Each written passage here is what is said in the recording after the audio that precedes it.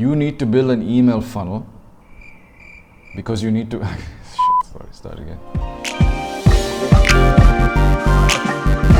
You did not ask me that. It's after one gets repetitive. I don't see why I'm able to. This is what Sam Altman literally says. He's like, Somebody call me.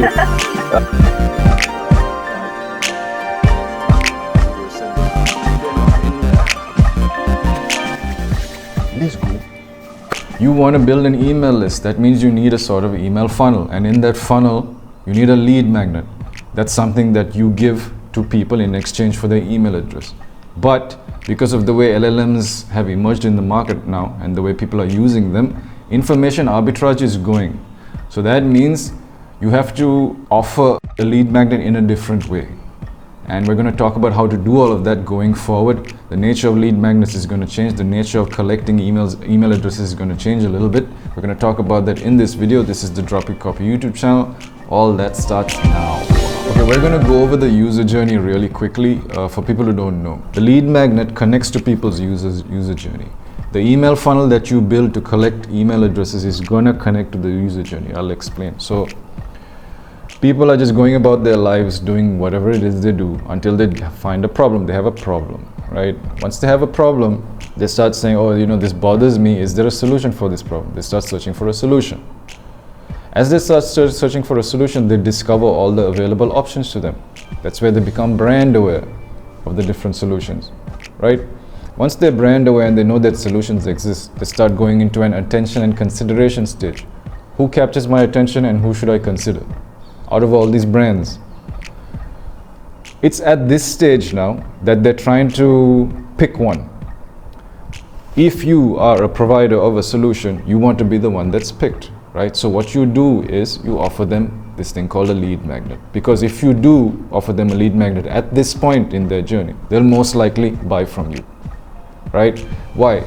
Because a lead magnet is the type of thing that could improve your reputation with them. It could make them trust you more. Along this journey, up until the point before they download the lead magnet, all you have is their attention and consideration. That's it. Do you have their trust? Not really.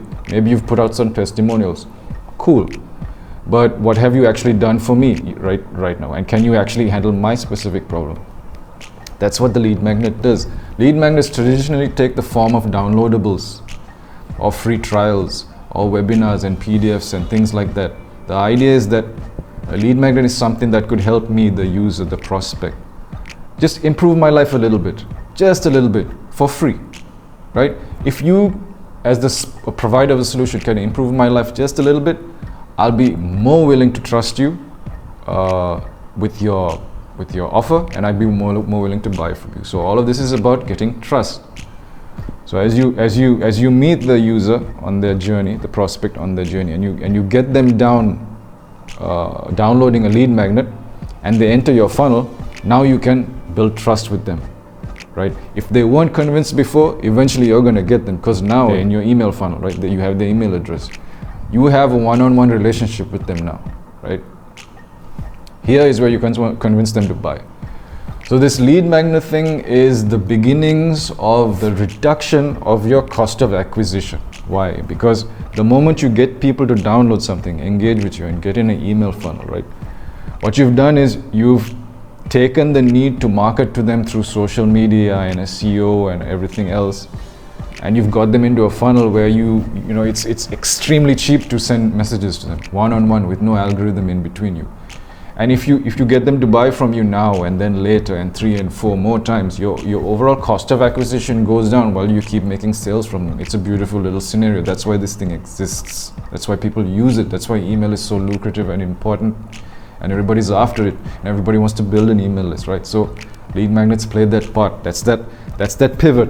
They're on a journey, they see your lead magnet, they're like, hey, I want that, I'm going to come with you and check this out. So that's how you get them. The thing with a lead magnet is the user is the main character on their little journey, and this problem, this pain point is a side quest. It's a distraction from their main thing, you know. So what they tend to do is come into your funnel, join your funnel, subscribe. They'll take your lead magnet, whatever freebie you're offering, they'll consume it, learn from it, and then they'll bounce. They'll unsubscribe. Why do they need to stay? They're just here for the lead magnet. So this is a problem. The second thing you got to deal with is you might be offering people a PDF or some sort of a document, a webinar, whatever it is, right? You can't be relying on information arbitrage anymore, knowledge arbitrage anymore. Not as much as before anyways, because prospects are going to go straight to ChatGPT, DeepSeek, Claude, Perplexity, whatever it is, to create answers for themselves, to let the LLMs give them the answer, right? They don't need your lead magnet as much as before. If all you're doing is just providing them information, they don't need it anymore. They can get information now. You feel me? So when you make a lead magnet, it can't just be about knowledge. It needs to be something a bit more practical, like a web app tool. Give them access to a free web app tool. It needs to be something like that. Or it needs to be something exclusive that they can't find outside in any of the LLMs, proprietary information, secret case studies, behind the scenes access. That's the type of stuff people would be willing to exchange an email address for, right? So keep that in mind. What we suggest to do as Dropkick Copy though, to solve all of this, right? Let's just assume your lead magnet is proprietary information. You got that covered. That's on you, right? So how do you solve people taking your lead magnet and bouncing? Here's what you do. You just give them the lead magnet for free. Let them access it.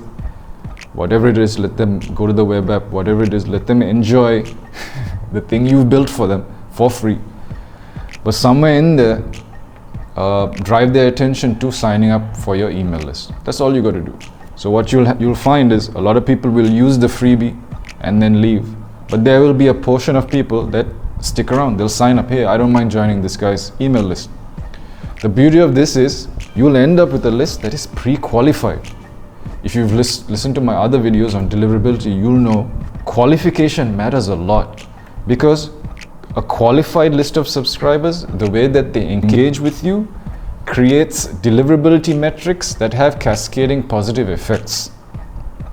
Open rates will be high, click rates will be high, they'll be replying, they'll be engaging with you in certain ways, etc. They'll be willing to take action.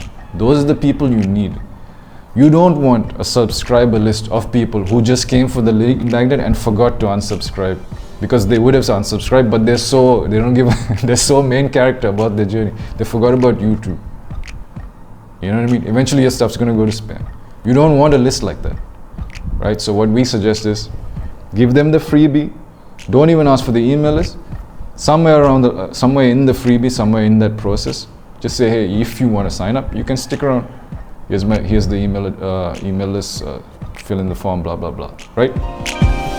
Before I move on to the next part, let's go over how to make a lead magnet now, because I feel like that's a place where a lot of people can get stuck. It's like, what do I make for these, my prospects? How do I get them interested in what I have? So what you don't want to do is obviously rely on knowledge arbitrage too much, because people can search for things now with ChatGPT and answer a lot of questions that way. But if you do present information, make it proprietary, stuff that they can't find anywhere else. So market research that you yourself have conducted, let's say for example, on a very niche subject, and your insights on what the research means. That type of stuff people will still be interested in. Anything that can make their workflow better and their day go smoother, they'll be interested in it. So if you can give them some sort of a dashboard, suggest sales scripts, tell them the type of email sequences you should be sending, pre-write them for them and tell them just change the name, stuff like that. Templates, plugins, right? These things help people's workflow, they'll be interested in that. It's stuff that they'll be willing to download. ChatGPT can't give them that, right? So they'll be interested in that. And people will still be interested in webinars too. They'll be interested in listening to actual conversations from people who are notable in the industry. So keep that in mind. The best lead magnets are highly, highly relevant and sought after for your prospects, but completely irrelevant to everybody else. It'll only matter to them. It's so niche, right? That's the type of lead magnet you should be going for. And when you're making the lead magnet, keep in mind that with the new way of thinking, you're trying to use your lead magnet to qualify people too. So figure out what type of data you need to qualify the lead and then incorporate that in your lead magnet as well. Yeah, just something to consider. Figuring out the lead magnet, in my opinion, is the key to everything, because you could understand the theory of the funnel how the funnel works, but the lead magnet is gonna make or break the funnel, especially now, especially with the way marketing has been disrupted because of AI. Okay, so be creative, work backwards from what you need to achieve and create something for the people to consume, and after the email exchange afterwards. If you do this successfully, you'll have people down your funnel, the right type of people, not just the people looking for a freebie, the people who are willing to buy, right? You need those people. Those are the people you want, you know what I mean? And they'll be willing to hear from you. Amazing things start happening though once you've got these people down into your funnel, because cost of acquisition goes drastically low. You don't need to reach out to them on social media ever again, and you can sell to them a second and a third time, fourth time, fifth time, right? And that's retention money. Brands live and die on retention money, not just the first guerrilla purchase that happened by accident, right? So that's what you're trying to achieve here, and your lead magnet needs to be good enough for that to happen, not just in how compelling it is, but also in the way it qualifies the lead that joins your email list. You understand? Cool. If you need help on the retention part to generate that second and third sale and keep people staying with your brand forever and ever and ever, forever ever, right? There's a link in the description you should watch. It's testimonials of the work we've done for other people like yourself. Look into it, and give us a call, book us a call. There's links through the website. You can get on a call with us. We'll talk to you. Discovery call type of thing, right? I hope this video has been helpful. Drop a like, drop a subscribe, add a comment if you have anything to add, if there's something I haven't covered. And I'll see you in the next one. This has been the Dropkick Copy YouTube channel. Take it easy.